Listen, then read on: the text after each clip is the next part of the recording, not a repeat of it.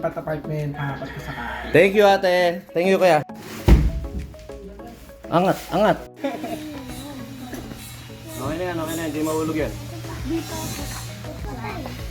Sige na. Lipat apartment, pakot pa sa kahit tawag lang kami na bala. Yun, meron tayong 3 client yung araw nito.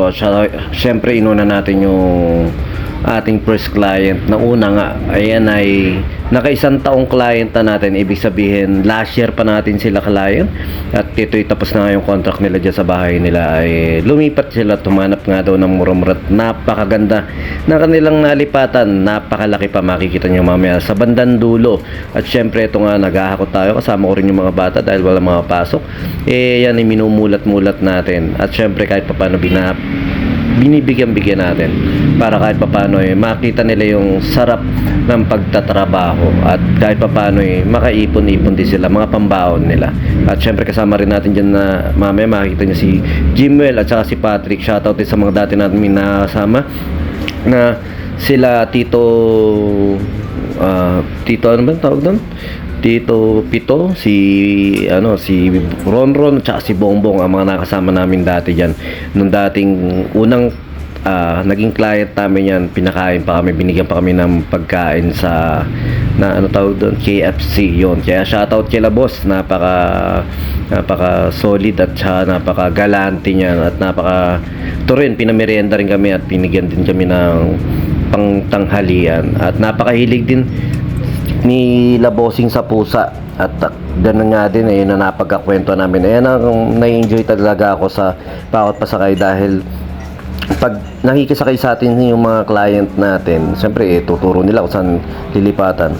Ang nangyayari, nakakakwentuhan natin sila kung ano yung mga bakit sila lumipat at bakit sila naghahanap ng bagong apartment o ganun. Maraming kwento syempre, pero syempre sa amin na lang yun, sikreto na lang namin nila boss yun, kung ano yung mga nagiging dahilan minsan ng kanilang paglipat-lipat. At ito nga syempre, kahit dalawa lang yung tagabuhat na kinuha sa atin ni Sir, tayo tumutulong-tulong magbuhat para mapabilis din dahil 3 client niya yan, bali parang naging 4 yung naging client namin, 3, basta 3 client yan ngayong araw nito. At dito kay Sir, nagdalawang balik kami dahil medyo marami-rami yung mga gamit nila. Siyempre, sa loob na 1 taon na yun, may mga nadagdag na iilang gamit sa kanila.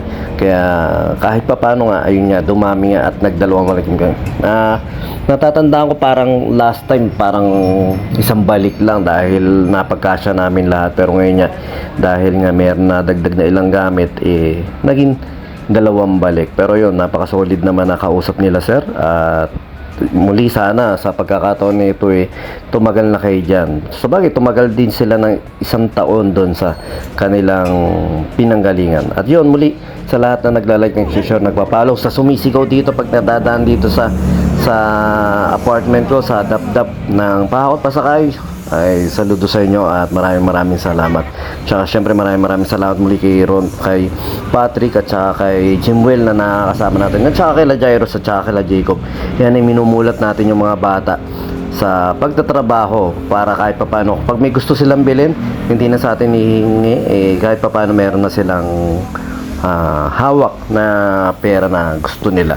At yan syempre training na rin sa nila dahil balang araw naman lalaki yan, hindi naman habang buhay ng mga bata yan, makakasama rin natin sa libangan natin nito na racket natin na Pakot Pasakay. At saka syempre blessing sa atin ni Lord yan dahil hindi naman ganong kalakas ang ating sounds and light ngayon, pero buti na lang binigyan tayo ni Lord ng pagkakataon na makaraket dito sa Pakot Pasakay. At maraming salamat sa mga nagiging repeat client namin at nagiging tropa namin na kliyente. Syempre may mga discount na tayong binibigay sa kanila. Ayan, minsan dinadagdagan natin ng tagabuhat lalo na pag mga may hirap-hirap. At yan sa around Baliwag lang din yung ating paglilipatan. At ang kagandahan nga rito sa mga gamit nila Sir, hindi naman ganun kabibigat pero medyo malalaki.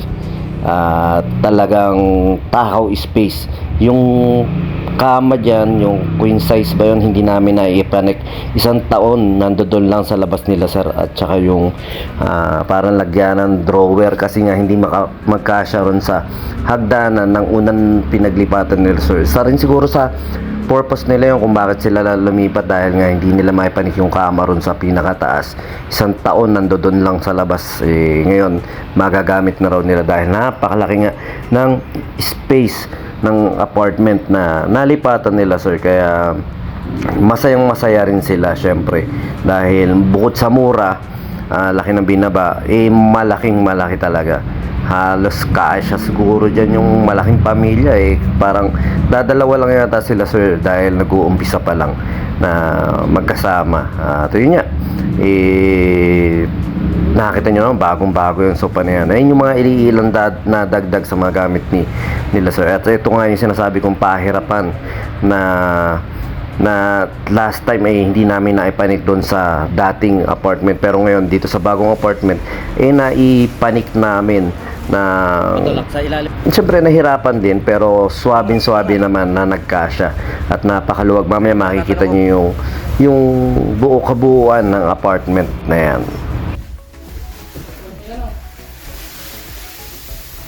Ayan o, laki ng apartment dito sa Baliwag. Hi guys! Kaya sa mga naghahanap ng jowa. Single na, 2 years na Singles. 3 years na single. Sa mga naghahanap ng papa dyan, no?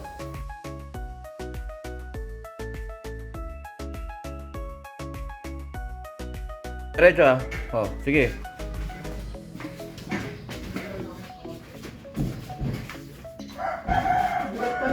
Malakas na si Jimbel ngayon. Danda.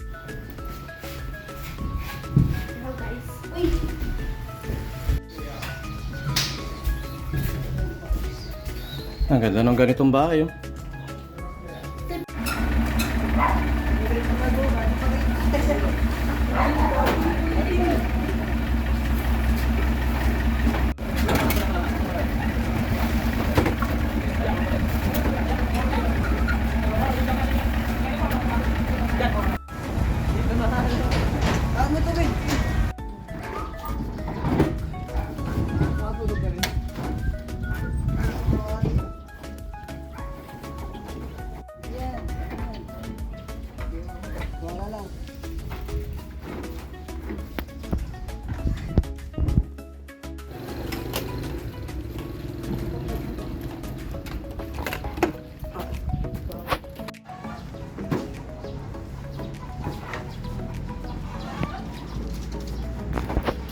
Mayroon ulit ako ng flies.